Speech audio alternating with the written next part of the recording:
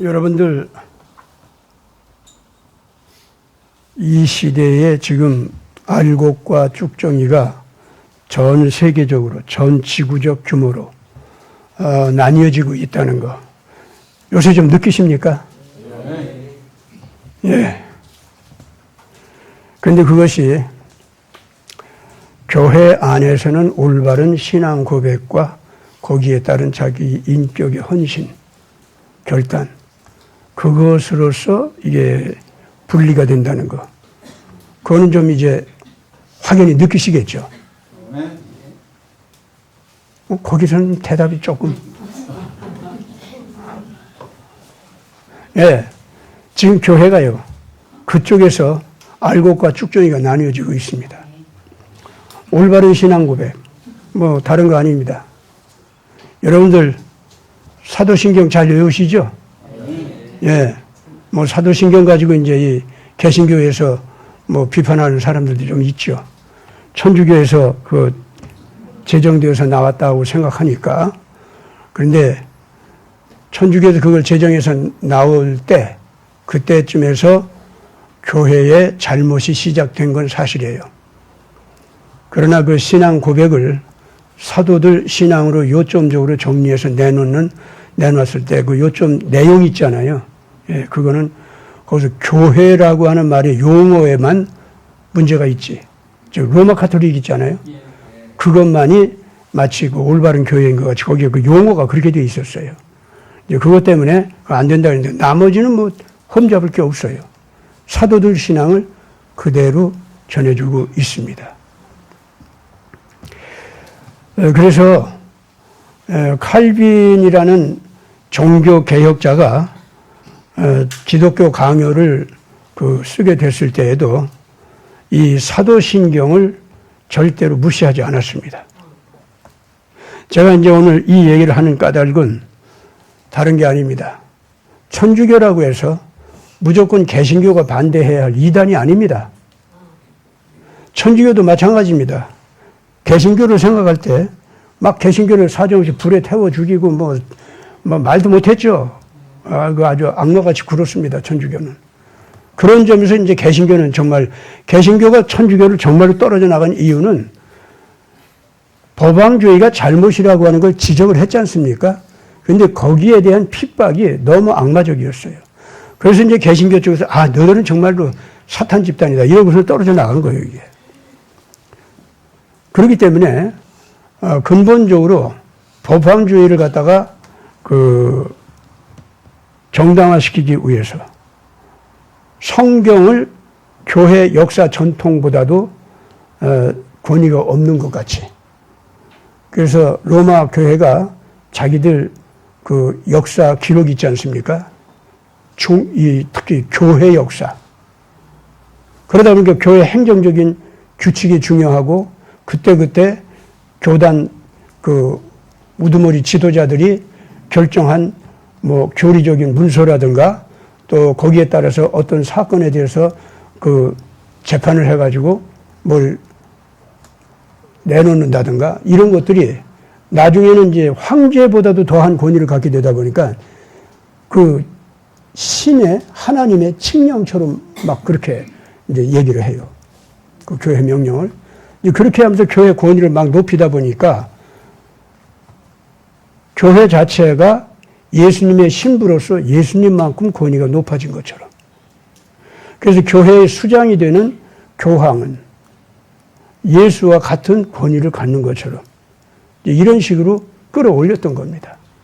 근데 그렇게 올리게 된 원인은 뭐냐면은 교회가 정치력을 행사할 수 있고 군사력을 마음대로 막 흔들 수가 있고 모든 세금들을 갖다가 교회에서 조정할 수 있고 그걸 갖다가 거두어서 사용할 수 있고 사법권을 교회가 갖게 되고 막 이렇게 되니까 엄청나잖아요. 단순하게 교육, 문화 이런 것만 감당한다는 것이 아니잖아요. 그래서 모든 백성들의 의식 자체를 교회가 다 조정을 해버리는 거예요. 그래가지고 교회 권력이 강대해지다 보니까 왕들보다도 봉건 귀족보다도 강대해지다 보니까 한마디로 말해서 그 권력욕 때문에 도른 거예요, 교회가. 그게 뭐 식민제국주의라고 하지만은요, 원래 구교, 로마 캐토릭에서 먼저 시작했던 거예요, 이건. 그런 쪽으로 달려가게 된 것이 이제 맨 처음에는 십자군 전쟁이었습니다만은 나중에는 십자군 전쟁이 아주 범죄적인 전쟁으로 변했거든요. 근데 그런 걸 정당화시키면서 약한 나라 또는 어떤 그 영지 이런 걸 넓히느라고 막 정복해 나갔을 거 아닙니까? 교회가. 그 하나님께서 간 거라 이거야.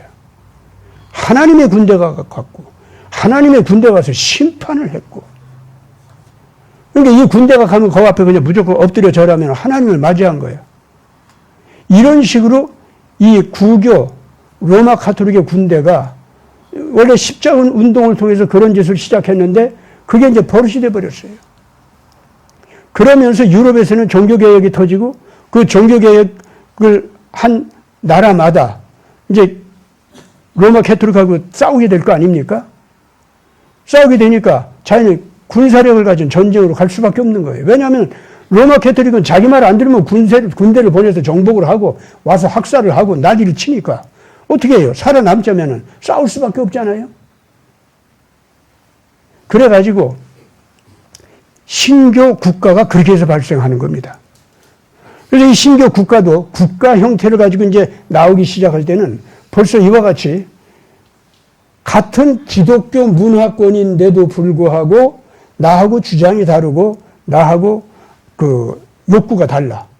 그래가지고 나를 갖다 잡아먹으려고 하고 경쟁하려고 하고 막 그러는 관계 속에서. 근데 세속적인 인간관계 그거하고 똑같죠. 그렇게 되다 보니까. 겉에 부시는 뭐 하나님을 내세우고 하나님의 뜻을 얘기하고 아무리 그래 본들 결국 국가 대 국가의 이기적인 경쟁과 쟁투가 벌어지기 시작하면은 거기다 이제 전쟁까지 벌어지기 시작하면은요. 그건 완전히 세속화된 그러한 문화에 불과한 거고 그건 거문 문화입니다. 그 악마가 춤추는 것이 되는 거예요. 그래서 개신교 국가들이 처음에는 신앙을 가지고 올바르게 잘 출발을 하다가도 구교 국가와 이게 국경선에서 자꾸 싸우니까 그리고 피난민이 자꾸 오고 가니까 그리고 장사하는 사람들이 오고 가면서 이익이 오고 가고 하니까 이익 챙기기 위해서 싸움이 벌어져요. 당연하게. 그 싸움이 그렇게 터질 때마다 어떤 일들이 벌어지느냐 그겁니다. 그 밑바닥에서는요. 일반적인 정상적 정치, 정상적 경제의 거래가 있는 곳에서는 도저히 할 수가 없는 범죄적인 악한 그러한 전략을 꾸미고 무기를 이게 서로들 보내기도 하고 또 돈이 왔다 갔다 하고 그리고 검은 군대가 왔다 갔다 하고 이래 가면서 실질적으로 전쟁을 하는데 또 이 경제적인 경쟁을 하는데 이기고 봐야 되는 거예요, 다. 그래서 검은 조직을 밑바닥에서 검은 곳에서 자꾸 쓰기 시작해요. 거기에서는요, 사람 죽인다든가 뭐 훔친다든가 속인다든가 그거는 하여튼 결과만 좋으면 된 거야. 영웅이에요, 거기서는. 근데 그게 다 기독교 국가에서 그걸 한 거예요. 처음에는 자기들끼리 경쟁하고 싸우기 위해서 그랬습니다. 그랬다가 결과적으로 자기 세력을 넓히기 위해서 남의 나라, 예수 모르는 나라지. 예수 모르는 문화권이고 거기 가서 거기를 정복해요. 말 안 들으면은 그 나라들끼리 서로들 싸움 시켜가지고 싸우는 틈으로 들어가서 양쪽을 다 정복해버려. 이런 짓을 해가지고 그것이 식민주의라고 하는 거예요. 그게 바로. 그래 놓고서는 그 예수 모르는 그런 나라로 가면은요, 우리는 예수 믿어서 이렇게 축복을 받았어요. 너희들 예수 모르지? 왜 모르냐? 저주받아서 그래. 그래서 심판 당할 수밖에 없어. 이렇게 나오는 거예요. 언제 사도들이 복음을 전파할 때 그렇게 전파했습니까? 지금 이쯤 되니까 아주 원래 사도들의 이 복음과는 너무 다른 거예요, 이게. 식민제국주의라는 게 그런 겁니다. 여러분들 그러니까 그거 알아야 돼요. 자꾸 우리나라에서 이제까지도 못난 목사님들이, 모자란 목사들이 지금도 서양 사람들은 예수를 믿어가지고 복을 받아서 모든 나라를 정복할 수 있고 식민지로 만들고 지배할 수 있고 부자가 된 거 아니냐. 이 말을 지금까지 한단 말이에요. 지금까지도.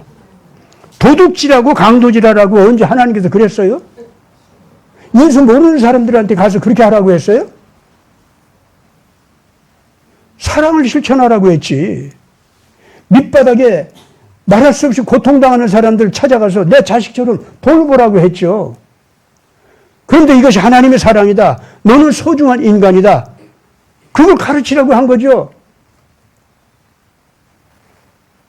그러면서 그 하나님께서 우리를 건지기 위해서, 이렇게 밑바닥에 있는 우리를 다시 되살려주기 위해서, 또 우리가 밑바닥까지 빠진 데는 우리 각자의 양심이 파괴되고 지성이 파괴되고, 그리고 모든 의지가 더럽고 추잡한 공포에 질질 매면서 무서운 자에게 복종이나 하고 욕심이나 부리고 그랬던 우리 썩어진 그 인격, 그것 때문에 우리는 죽을 수밖에 없게 되고, 병들어 죽고 재앙을 받아서 죽고, 서로 싸우다 죽고, 어제는 다 죽어.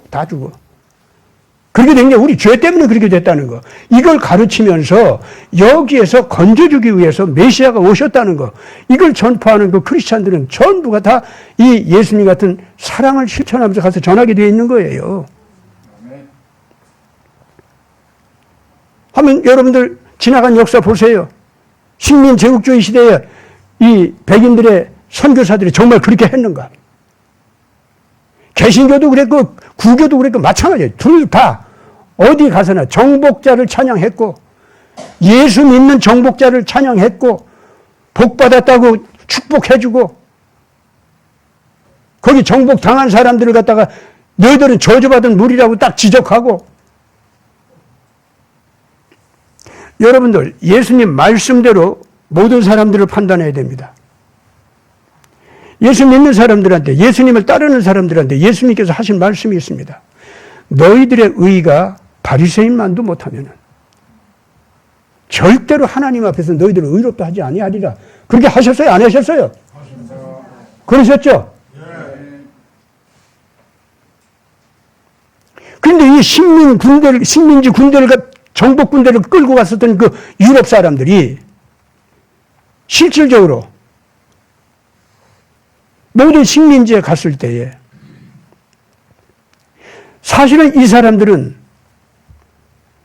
강도질할 마음, 도둑질할 마음, 그것이 잘 안 되면은 자기들끼리 싸움을 붙여서 싸우는 틈에 정복할 마음, 요런 꾀를 딱 가지고 가서 그 식민지 사람들을 속이면서 정치를 했단 말입니다. 근데 식민지 사람들은 사실은 더 정직해요. 더 순진해요.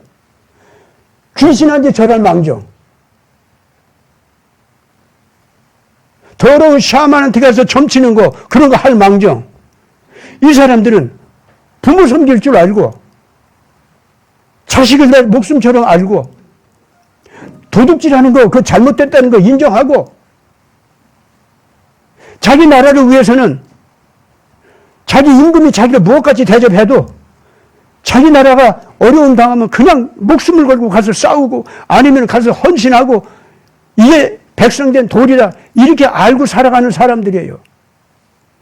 예수는 못 믿어도요, 아직 몰랐기 때문에 예수는 못 믿어도 사람 도리는 지키고 있었다고. 그런데 유럽에서 정복자로서 간 사람들은 그게 아니었어요. 그 사람들은 거룩하게 모여서 예배 드리죠. 찬양 멋있게 하죠. 식민지 백성이 부럽게 보니 그냥 기가 막힌 교회에 딱 지어놓고 그 권위 있는 건물 속에 식민지 백성들은 감히 들어오지도 못하고 거기 근사하게 차려입고 들어가서 예배 드렸죠. 그러니까 그 사람들 하는 짓은 뭐예요?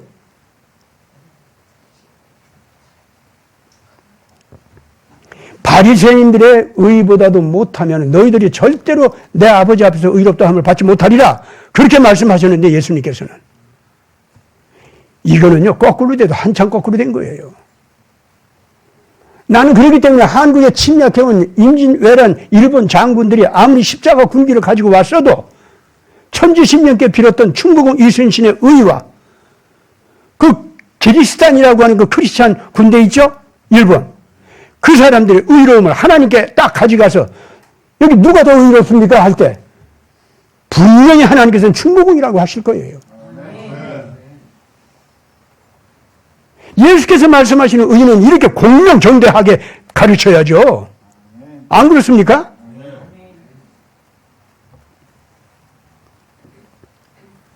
이런 눈을 떠야 오늘 교회가 지나간 시대에 유럽의 식민 제국주의 군대가 범죄 군대였다고 하는 걸 인정하게 됩니다. 그렇게 해야 요한계시록 6장에서부터 나오는 그 첫 번째 인봉, 두 번째 인봉, 세 번째 인봉, 네 번째 인봉 하는 그 인봉 얘기 있지 않습니까? 그게 뭔지 그냥 금방 눈에 들어와요. 나는 그 인봉 얘기를 딱 이렇게 쭉 읽어봤는데 금방 식민지 군대, 제국주의 군대 그 범죄를 얘기하는구나. 금방 들어오더라고 뭘. 뭐가 어려워요 그게. 하나도 어렵지 않습니다.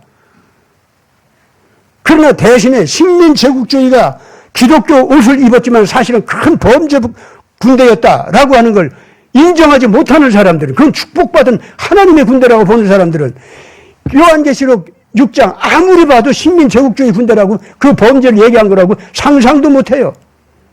그러니까 인봉도 전부가 7년 환란, 마지막 시대 7년 환란. 나팔도 7개가 다 마지막 시대 7년 환란.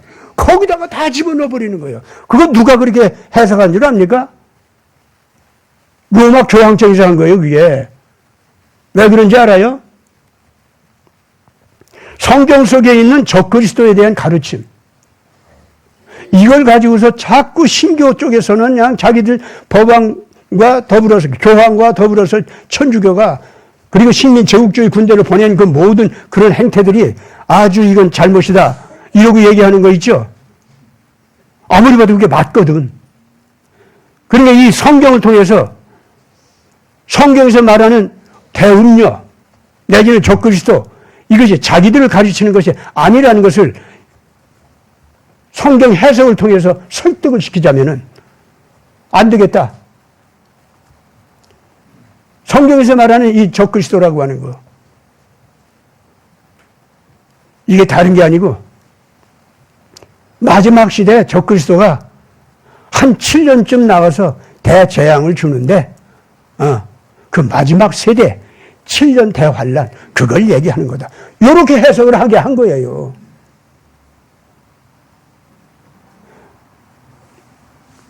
오늘 이제 이 시간을 통해서 굉장히 중요한 얘기를 여러분들께 말씀드리겠습니다.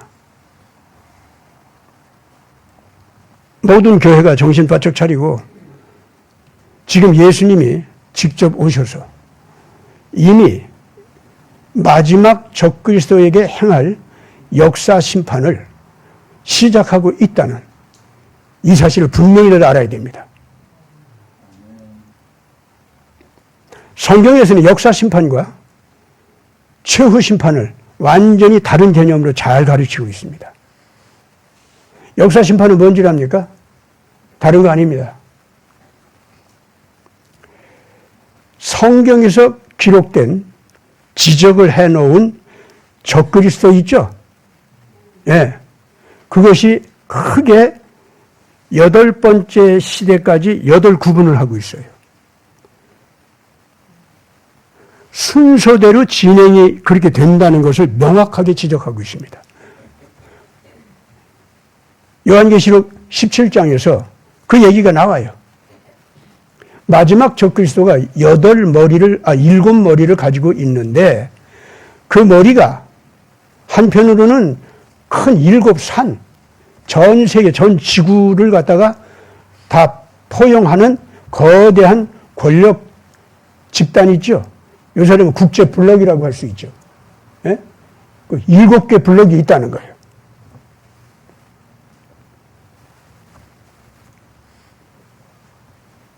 그런데 그건 동시에 역사적으로 7단계의 적그리스도 역사가 있어 온 것을 또한 의미한다는 거예요. 그러면서 뭐라고 하냐면 여기에서 6번째 머리에 해당되는 것, 그것이 지금 있다 하고 사도 요한이 계시를 받을 때 지금 있는 그 적그리스도 머리가 7개 중에서 6번째 머리가 지금 있다 그랬어요. 아시겠어요? 그 로마 제국이에요. 그건 이제 여러분 이제 로마 제국을 머릿속에 딱 집어넣으세요. 예. 로마 제국이에요. 적그리스도라고 하는 건 언제나 예수를 아는 까닭에, 구약시대 히브리인들의 신앙을 아는 까닭에, 유대인들의 신앙을 모독하고 파괴하는 문명을 얘기합니다. 그런 국가를 얘기하고. 그리고 신약시대 예수님의 그 복음 있잖아요. 그 예수님. 이걸 알아요. 알기 때문에 그게 믿고 불편하고 싫어서 그걸 적대시하고 파괴하고 그러는 국가 문화나 그런 권력 구조를 얘기하는 겁니다. 그게 적그리스도예요. 그 적그리스도 조건이 있어요. 아무리 악을 저질러도 구약시대 복음과 신약시대 복음을 모르잖아요. 그러면 아직 적그리스도라고 하지를 않아요. 근데 그걸 알았다. 알았는데 그걸 거부한다.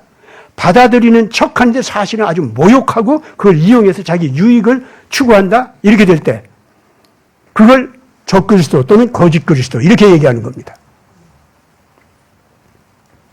똑똑히 알아두세요.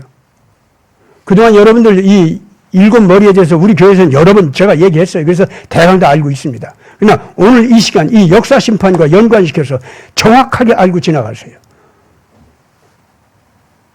그래서 휴거가 정말 가까이 온 건 사실이에요. 난 여러분들께서는 다 여러분들 당대에 휴거를 갖다 경험하게 되지 않을까. 혹시 나도 거기에 끼어들지 않을까. 저도 그렇게, 뭐 그러고 있어요, 지금 현재.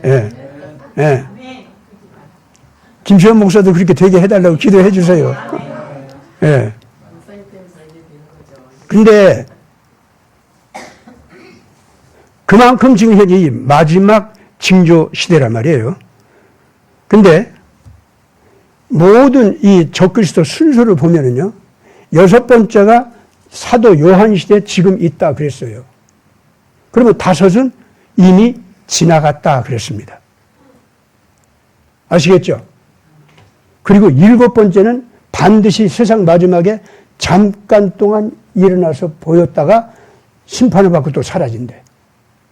그리고 지금 내가 보는 이 짐승은 그 일곱 번째도 지나가고 여덟 번째 마지막 적그리스도라. 이게 마지막이야.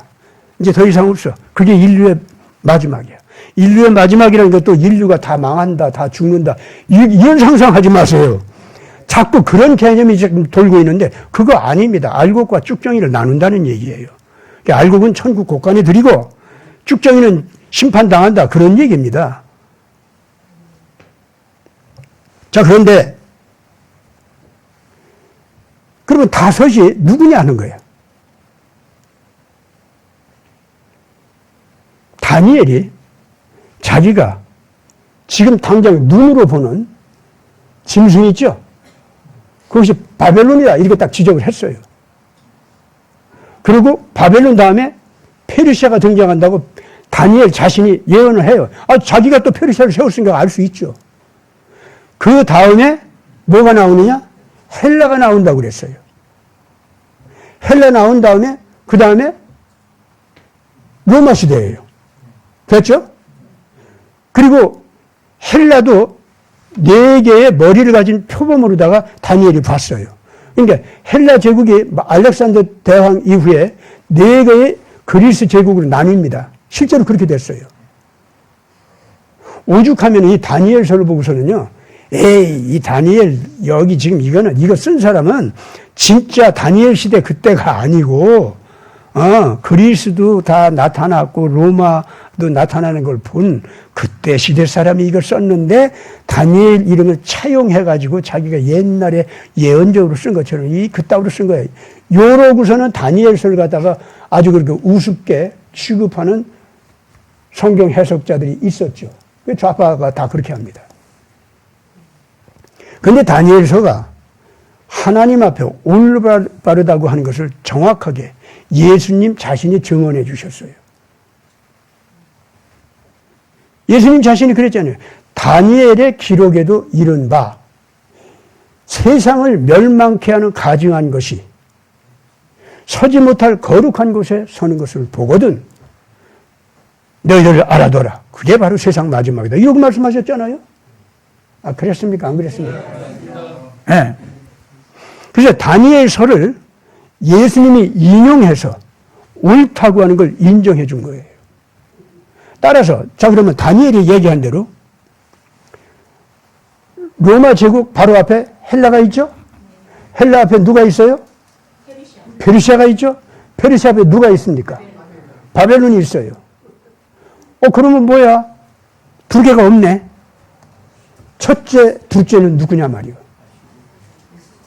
그거는 우리 금방 알 수 있죠. 그거는 유대 신앙을 알면서 유대인들을 핍박한 그 신앙도 핍박하고 그 유대인들을 핍박한 그 문명이 뭐예요? 맨 처음에 어디예요? 에집트 아닙니까? 에집트가 첫 번째. 그 다음에 이스라엘 민족이 이제 가나안 땅에 와가지고 이스라엘을 세웠잖아요. 남북 그 이스라엘 왕국, 유다 왕국 이렇게 됐죠? 그렇게 됐을 때 북방 이스라엘 왕국을 멸망시킨 제국이 어떤 제국이에요? 아수르 제국이란 말이에요. 자, 그렇게 되고 나니까 세 번째는 바벨론이야. 됐죠, 이제? 그러니까 로마 시대까지 6개가 채워졌죠? 그렇죠? 그러면은 그때부터 이제 예수님이 등장해가지고 사도들을 전 세계에 파견해서 전 세계로 복음을 전파하는 시대가 됐습니다.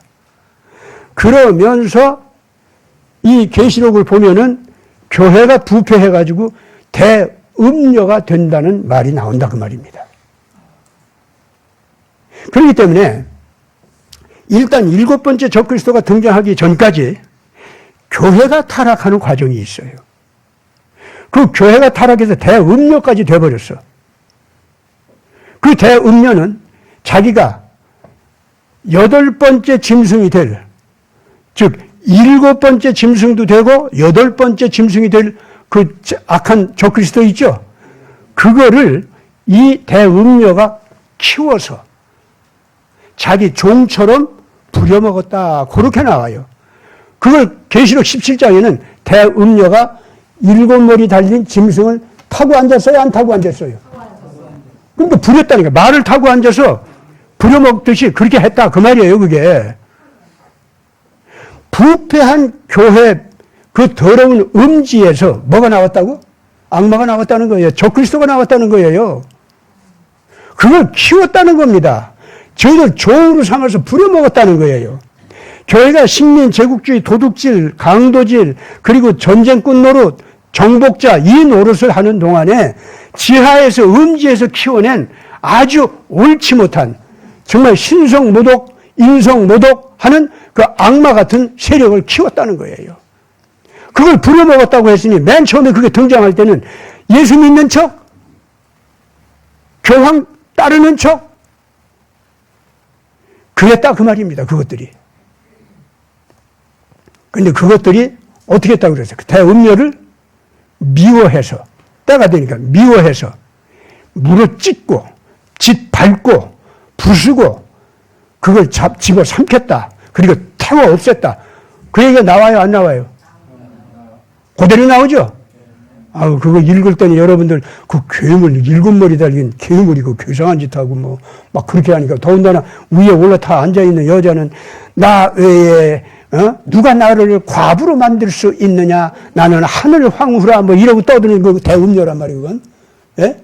그렇게 의시되면서 금잔에다가 사람 피로 만든 그 피의 포도주를 갖다가 온 세계 왕들에게 마시게 하고 장군들에게 마시게 하고 금융가들에게, 그러니까 재벌들에게 마시게 하고. 성경이 나오죠? 그대로 나오죠? 참 성경들 안 읽는가 봐. 왜 이런 얘기 내가 물어볼 때는 이게 대답이 자신이 없어.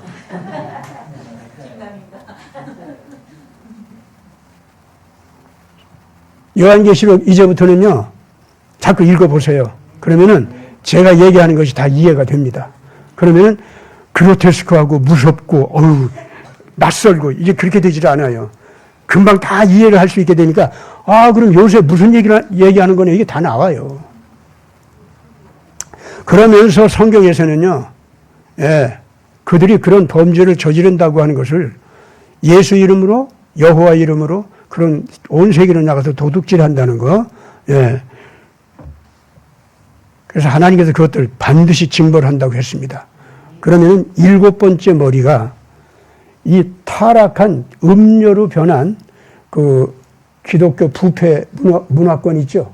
그거를 징벌을 하는 그러한 자로 등장한 겁니다. 그게 나치즘이에요, 그게.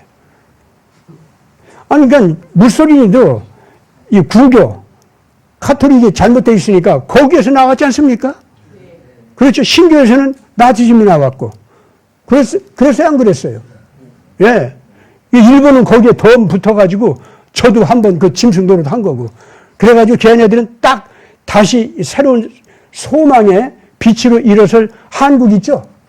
요 한국을 잡아먹으려고 하는 악한 악마의 의지를 대리하고 있었습니다.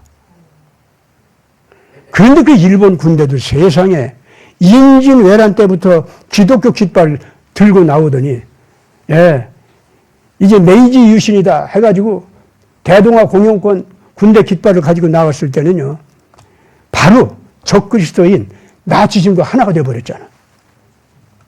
기가 막히죠? 그러면 그 일본이 기독교를 몰라서 그랬을까요? 우찌무라 간조라고 하는 일본의 대표적인 인격도 뛰어나고 올바른 신앙을 가르쳐준 그 신학자 겸 목사가 있어요. 근데 이 사람은 무교회주의다 이렇게 좀 이름이 나 있습니다. 왜냐하면 이 유럽에서 교회들이 조직을 가지고 나오기 시작하니까 더러운 정치에 물들게 되고 그래서 타락한단 말이에요. 그래서 교회가 어떤 조직을 가지고 등장하는 걸 싫어했어요. 그래서 하나님께서 말씀하시는 바른 교회, 이것까지도 부정한 것 같지는 않고, 예, 세속화된 집단으로서의 교회 조직, 그것은 거부했었다. 이렇게 이제 볼 수가 있는데, 이 사람이 그때 뭐라고 예언한 줄 압니까? 오늘 일본 군대가 조선 사람들을 이렇게 억울하게 고통을 주고 그랬는데 3.1 운동을 통해서 지금 조선 사람들은 하나님 앞에 자기가 선함을 입증해 보였다. 이제 역사적으로 이 값을 일본이 반드시 당한다.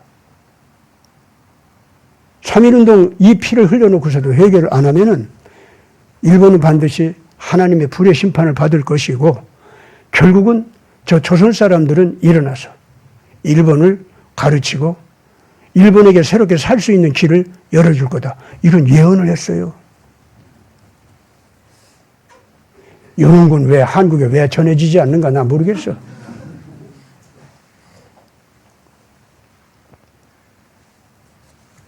일제시대 안희수 교사하고 박관준 장로 그 얘기는 죽으면 죽으리라 하는 책을 통해서 읽어본 분들은 좀 아시죠? 그거 죽으면 죽으리라고 하는 책은 안희수 그 여사께서 쓰신 건데 그거는 한국판 일제시대의 사도행전이라고 저는 그렇게 봅니다. 굉장히 중요한 자료집이요. 역사 문서입니다. 그러면서 소설처럼 재미있게 썼어. 사실 재미라고 할 수 없죠. 예. 정말 감동적으로 썼어요. 거기서 안희숙 씨하고 박관준 장로가 일제 그 국회 있죠. 거기에 가서 삐라를 뿌리면서 너희들이 오늘날 여호와 하나님의 신앙을 이렇게 모독하고 착하게 살고자 하는 백성들을 이렇게 괴롭혔으니 이제 불의 심판을 면치 못한다 하고 외쳤다니까. 그 국회에 가서 예.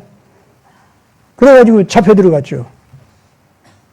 박관준 장로는 그냥 순교하셨고 조금 젊은 안희숙 여사는 다 죽을 만큼 됐는데 기적적으로 끝까지 살아남아서 나중에 증언을 했었잖아요. 살아남아서. 그러니까 여러분들 죽으면 죽으리라. 그 기가 막힌 한국판 사도행전이니까 잊지 마시고 책 구해서 보시기 바랍니다.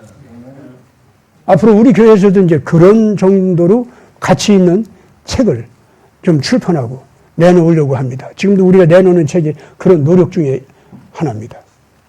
어쨌든 이와 같이 하나님 안에서 올바른 역사를 지니고 희생의 피를 흘리고 하나님의 정의를 목숨을 걸고 외치면서 불쌍한 사람들을 돌보면서 불의한 자에게 눌려있는 사람들을 해방시키기 위해 같이 고난당하면서 투쟁하는 그러한 교회 내지는 그러한 크리스찬들 있죠. 이것이 이 시대에 하나님께서 모세처럼 엘리야처럼 들어 쓰는 사람들입니다.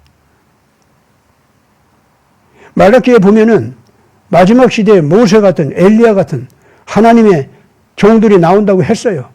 마지막 시대에 나온다고 했습니다. 이제 역사 심판이라는 걸 여러분들 꼭 알아둬야 됩니다. 모세 시대 바로 임금이 심판을 당했습니까? 안 당했습니까? 당했죠? 이스라엘 민족은 죽은 줄 알았는데 되살아나서 홍해도 건너고 광야도 지나서 나라를 만들었습니까? 안 만들었습니까? 이게 역사 심판이야. 이제 됐습니까? 의를 위해서, 바른 신앙을 위해서 죽기까지 제사를 지내면서 그거를 위해서 헌신을 했더니 죽은 줄 안 그 신앙인들과 의인들은 되살아나고 그걸 핍박하고 괴롭혔었던 악한 힘은 어떻게 된다? 심판당한다 이거예요. 그걸 역사 심판이라고 합니다. 그래서 반드시 자기를 희생양처럼 의의 신앙과 정의의 질서를 위해서 헌신하는 사람이나 집단이 있죠. 그거는 반드시 악한 자들을 이기고 다음 세대의 역사를 이끌어가는 지도력으로 등장하게 된다. 그게 부활이에요. 그게 의인들의 부활이야. 두 번째 적그리스도. 아시리아가 왔죠? 여호와 신앙을 압니다, 이 사람들은. 같은 셈족계통이기 때문에 먼 일가 친척처럼 아는 사람들이에요. 그런데 벌써부터 신앙을 버렸고 유대인들이 그 신앙을 가지고 있는 거 있죠? 그걸 또 무시하면서 자기들의 칼의 힘과 잔인한 정복의 힘, 그 다음 폭력들을 너무 좋아했어요. 그래가지고 이 사람들이 전 세계를 이제는 막 정복하고 있었기 때문에 북방 이스라엘 왕국, 거기하게 친한 척, 친하게 지나는 척하고 외교 관계도 맺고 어쩌고 저쩌고, 근데 아합 시대였죠. 그렇게 하다가 그냥 한 번에 그냥 몰아쳐서 멸망시켜버렸어요. 그 이스라엘, 북방 이스라엘 왕국이 망합니다. 아합 시대부터 북방 이스라엘 왕국은 얼마나 썩었는지 제가 또 새삼 얘기 안 해도 알겠죠. 그때 엘리야 선지자가 나타나서 이스라엘 사람들을, 이스라엘 왕국 사람들을 회개시키기 위해서 얼마나 애썼습니까?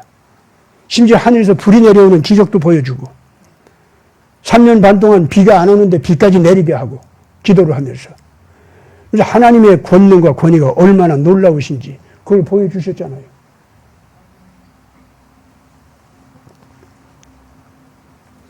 그래가지고 회개를 시키려고 했지만은 끝까지 그 왕군이 회개를 안 했고 그걸 따르는 많은 북방 이스라엘 왕국 사람들이 미신을, 우상숭배를 따랐단 말이에요. 그러면서 그 도덕적으로 아주 형편없이 더럽혀지고 계속해서 아시리아 같은 제국의 흉내만 내려고 그랬던 겁니다. 그랬더니 야, 놀라워요. 그 이스라엘 왕국은 이제 망했지 않습니까? 유린당하고. 그랬더니 선지자 요나가 딱 등장해가지고 에이, 내가 하나님 너무 심해요 진짜. 하박국 선지자도 그랬죠. 왜 이러십니까? 그래도 이스라엘이 좀 아수르보다는 올바른 거 아닙니까? 어떻게 이렇게 아수르는 흥하게 하고 우리는 망하게 하고 우리는 망하게 한단 말입니까? 하박국도 그랬죠. 예. 요나도 마찬가지. 그래, 요나야, 너 그렇게 나한테 화내는 것이 합당하냐? 합당하고 말고요.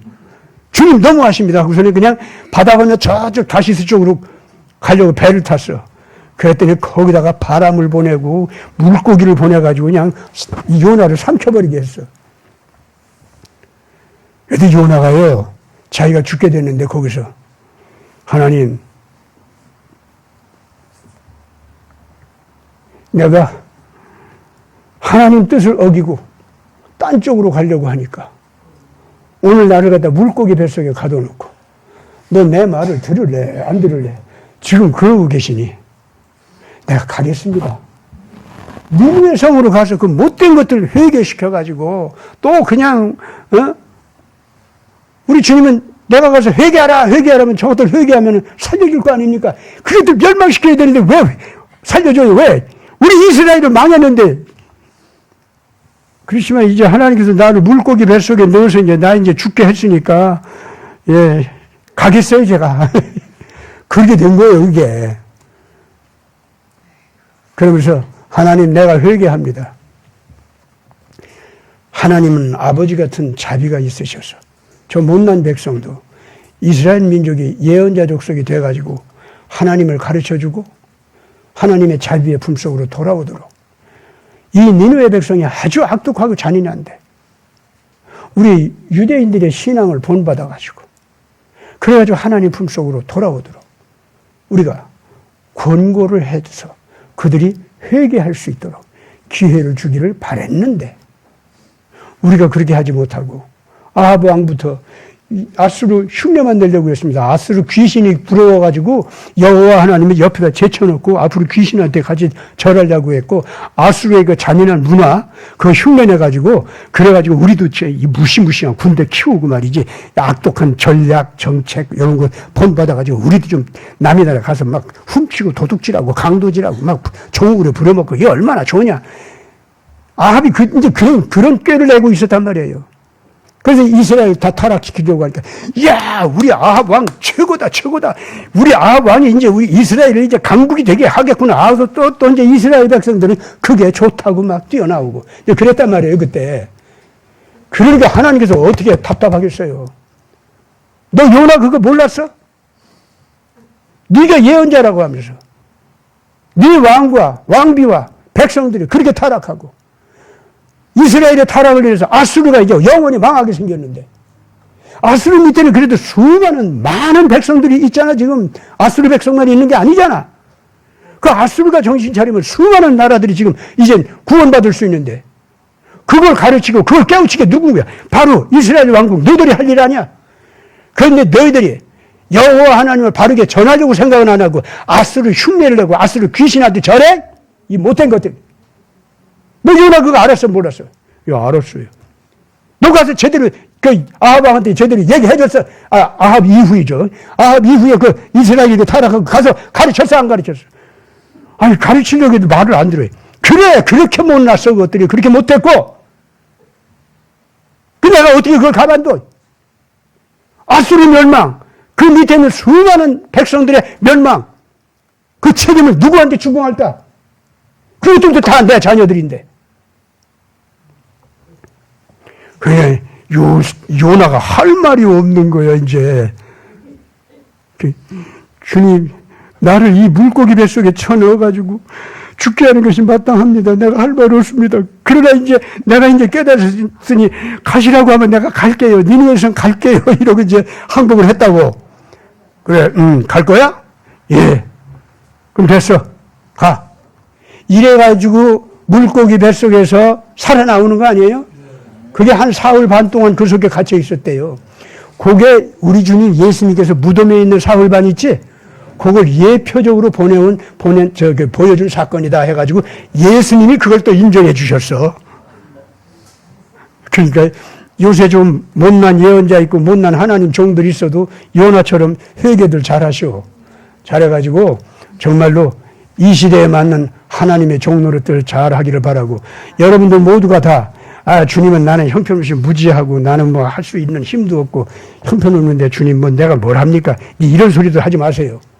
오늘 이 설교 들은 이상은 당신들 모두가 다 이제 이 거룩한 일에 대한 책임을 지는 거예요. 아멘? 아멘 했어 이제. 아멘 했어요. 예, 책임들 지셔 진짜. 예. 그렇게까지 하나님께서 애를 써가지고 니느웨 성 회개를 외쳤잖아요. 그래가지고 니느웨 성이 그때 회개했어요.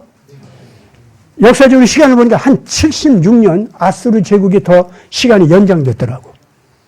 근데 그 뒤에 아주 악한 산헤립이 등장하더니 아주 꾀가 많고 이게 북방 이스라엘 왕국 먹은 것도 모자라가지고 남방 유다 왕국까지 유린시키기 위해서 쳐들어왔다 이거예요. 근데 거기에 누가 있었어? 이사야 선지자가 있었다 이거지. 그리고 히스기야 왕이 있었어요. 그래가지고 그걸 잘 막아내지 않습니까? 그리고 아수르는 멸망하죠? 이제 그때 완전히 멸망하죠. 그래서 두 번째 적그리스도가 탁 망했다 이거야. 어때? 그리고 이 북방 이스라엘 왕국은 망했지만은 남방 유다 왕국이 여호와 신앙과 여호와 율법을 다시 부흥시키면서 일어났어요? 안 일어났어요? 어때요? 이게 역사 심판이다 그거예요. 이제 아시겠습니까? 그러니까 한때 느부갓네살 때 남방 유다 왕국을 유린을 하고 난리를 쳤죠. 그때는 물론 유다 왕국이 또 잘못을 또 범했어. 예, 그래서 예언자, 제사장 역할을 제대로 바벨로니아한테 해야 되는데 제대로 못하고 있어. 그래서 바벨론한테 이제 얻어 터지는 거예요. 그래서 포로로 잡혀갔죠. 그러고 난 다음에 다니엘 같은 선지자를 통해서 바벨론 왕국을 가르쳤죠. 그런데도 말을 안 들어. 그 얘기는 갑자기 멸망시켜버리잖아요. 예? 그 적그리스도 왕국을. 그러고서는 유대민족은 해방됐습니까? 안 했습니까? 봐요. 또 부활했죠? 부활했죠? 그래서 다음 시대에 메시아를 맞이할 수 있는 신앙을 그때부터 준비했습니까? 안 했습니까? 했습니다. 이게 역사 심판이야, 바로. 역사 심판 이제 알겠죠? 이것이 나치심 시대에도 또 벌어졌잖아. 6번째 적그리스도 로마 시대도요. 크리스찬들에 의해서 로마 제국이 완전히 크리스찬 왕국으로 변했어요? 안 변했어요? 그리고 로마 제국의 더러운 정치는 다 멈췄어요? 안 멈췄어요? 어때요? 처음 로마 제국이 예수님 제자들을 그렇게 핍박하고 예수님을 죽이고 이러고 있을 때는 악마같이 굴긴 굴었지. 그런데 이 크리스천들이 생명을 걸고 로마 제국을 회개시키기 위해서 달려나갔을 때 그들의 가슴이 녹으면서 로마 제국 자체가 크리스천 국가로 변하기 시작합니다. 그러니까 제국 자체가 그렇게 변하니까 제국이 살아남아. 그러면서 이제 기독교 국가로 변해요. 그 힘을 가지고 유럽의 못난 백성들한테 선교하러 크리스찬들이 그쪽으로 나가지 않습니까? 그때는 예수님의 뜻대로 사도들이 나가는 것과 똑같은 모습으로 나갑니다. 식민 제국주의가 아니에요, 그때. 그래서 유럽의 그 못난 백성들이 예수 믿는 족속으로 다 변하는 거예요, 그게. 불교, 로마 가톨릭이 타락만 안 했더라면요, 역사가 달라질 뻔했던 거예요. 그러나 이 교회가 타락할 걸 하나님께서는 아신 거예요. 교회 개혁을 하더라도 다시 또 잘못될 것을 또 알았던 거예요. 그래서 6번째 적그리스도 국가도 일단 새롭게 태어나고 새롭게 은혜를 받는 순서는 걸어가지만은 그 적그리스도 세력이 그 로마 제국 안에서 또 나오는 거예요. 그게 나치즘이었다 그 말입니다. 그들은 다 예수를 알기 때문에 그 악을 범한 거예요. 그 7번째. 됐죠? 다 채워졌죠? 그런데 그것이 다 역사 심판이 있었습니까? 없었습니까? 악한 자는 처음에는 선한 하나님의 알곡을 갖다가 괴롭히고 희생을 시켰죠. 그랬다가 그들은 망하고 그 다음에 선한 하나님의 자녀들은 다시 일어나서 다음 세대를 맡아가지고 새 시대를 시작했죠. 그게 역사 심판이야. 이제 역사 심판 아시겠습니까? 그렇기 때문에 이 마지막 8번째 적그리스도도 반드시 적그리스도 자체의 권위를 파괴하고 그 자의 악한 지배 속에서 모든 백성들을 해방시켜주는 역사가 꼭 여기도 일어난다 그 말이에요. 역사 심판은 이 8번째 적그리스도에게도 꼭 벌어져요. 최후 심판은 그 다음에 온다 그 말입니다. 이제 아시겠죠? 그러면 우리 시대 이 8번째 적그리스도 이 자들에게, 그러니까 딥스테이트죠. 예? 예. 다음 시간에 이제 이거 좀 자세하게 얘기할 거예요. 이 딥스테이트에 대한 하나님의 그 심판이 성경에 너무나도 자세하게 예언이 되어 있어요. 그래서 뭐 유대계, 아스케나지 유대계 그 사람들의 금융왕들이 나와서 뭐 에너지, 식량, 무기도도, 금융도도 어쩌고 하면서 나중에는 10가지 뿔이 딱 생겨가지고 달라든다. 이런 얘기 계속 얘기했잖아요, 이제까지. 딥스테이트 얘기하다 보니까. 이제 뭐 예비 교육은 다 받았어. 그러니까 이제 이 역사 심판이 어떻게 진행이 되고 거기서 인류가 어떤 희망을 얻으면서 알곡과 쭉정이로 지금 나누어지고 있는가, 이걸 우리가 이제 파악해야 돼요. 그 다음에 적그리스도 심판이 나오고 최후 심판이 돼요, 그게. 그러니까 우리는 휴거를 하고. 휴거는 그렇기 때문에 문자 그대로 벌어져요. 너무 신비한 사건이야. 난 설명도 못하겠어, 지금. 하나님께서 어떻게 이루어 주실지 정말로 우리가 정말 기대할 만한 놀라운 시대에 긴장하고서 우리가 살아가는 겁니다. 제가 오늘 이제 이 설교를 마치면서 여러분들한테 바랍니다. 우리는 마지막 적그리스도, 8번째 적그리스도가 지금 역사 심판을 당하는 순서로 지금 들어갔습니다. 그 첫 번째 증거는 알곡과 쭉정이가 확실하게 지금 나눠지고 있다는 거예요. 지구적 규모로. 알겠어요?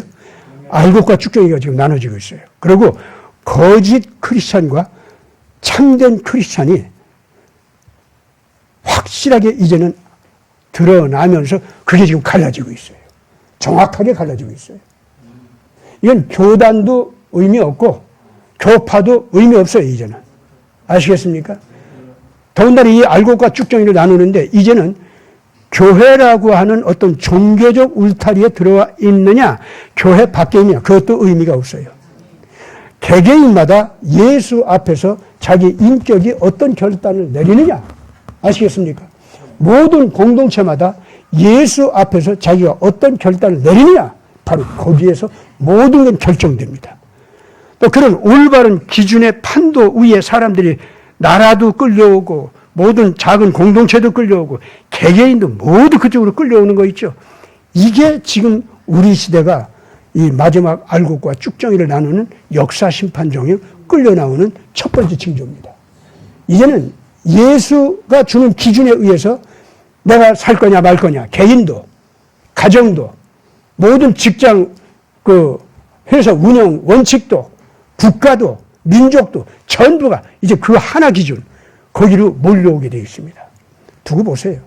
아마 한국이 자꾸 유명하게 되는 건 아주 한국 자꾸 보니까 예수 생각이 자꾸 나네. 아, 예수 뜻대로 가면 뭐가 되는 것 같아.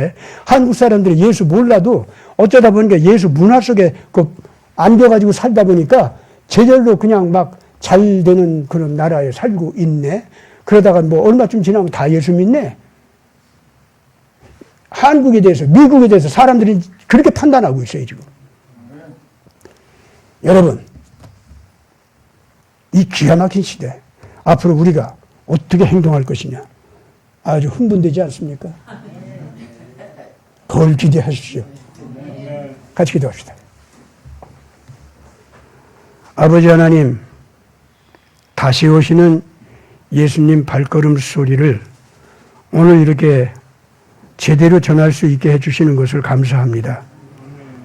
사랑하는 자녀들이 예수님이 기뻐서 이렇게 몰려왔으니 예수님한테 달려오다가 넘어질 수도 있고 돌아서 오는 수도 있고 뒷걸음질 치다 다시 쫓아오는 일도 있지만은 많은 방해를 받지만은 이 자녀들은 결국 예수님을 향해서 달려오고 있습니다.